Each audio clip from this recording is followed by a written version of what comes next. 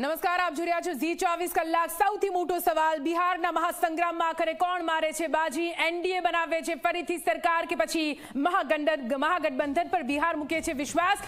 શરૂઆતી વલણ સામે આવી રહ્યા છે। બિહારમાં શરૂઆતી વલણ પ્રમાણે એનડીએની સરકાર બનતી જોવા મળી રહી છે।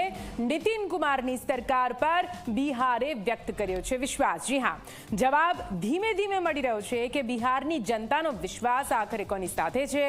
શરૂઆતી વલણમાં કોંગ્રેસ આરજેડીની જોડી બેદમ રહી છે।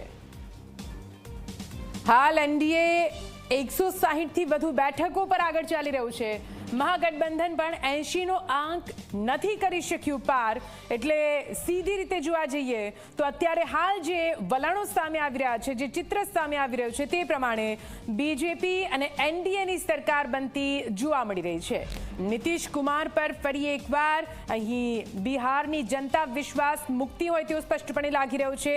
એનડીએ જે 165 જેટલી બેઠકો પર આગળ ચાલી રહ્યું છે, જ્યારે આરજેડી એટલે કે મહાગઠબંધન અહીં 74 જેટલી બેઠકો પર આગળ ચાલી રહ્યું છે।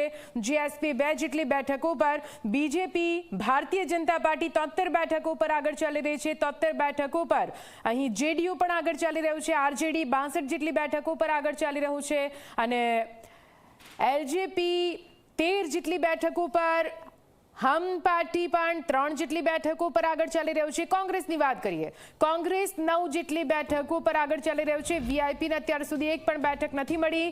આ રીતે જોવા જઈએ અને જો આ જ રીતનું વલણ રહે છે તો અહીંયા સ્પષ્ટપણે સીધી રીતે એનડીએની સરકાર બનતી જોવા મળી રહી છે। એટલે કે નીતિશ કુમારની સરકાર પર ફરી એકવાર વિશ્વાસ મુક્તિ બિહારની જનતા।